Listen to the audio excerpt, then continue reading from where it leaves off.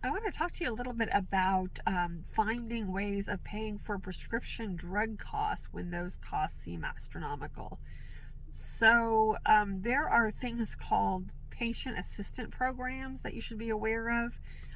These are often for extremely high dollar drugs, Parkinson drugs and things like that. Some of them can be $20,000 a month. And so there are these patient assistant programs. They're through the pharmaceutical companies, and you apply for them. One of the criticisms of them is that they're not very transparent about what the criteria are, and they do require a lot of doctor involvement. But they are a good way of paying for some of those costs.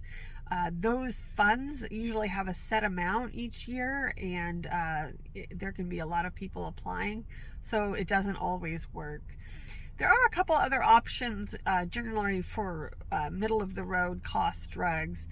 One obviously is GoodRx. Sometimes those are a great deal, and sometimes they're still very expensive. Cost Plus Drugs, which is Mark Cuban's company, is another great option. They only have a few drugs on their formulary so far, but they're adding every day, and the cost can be so much less than you're used to paying. Finally, another option is to get your drugs through a Canadian pharmacy.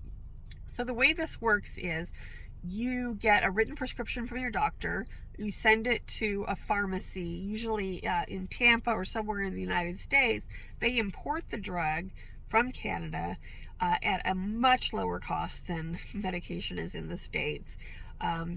And so you pay that lower amount and they ship it to you. So that's another great option. Those are some ways of covering your drug costs.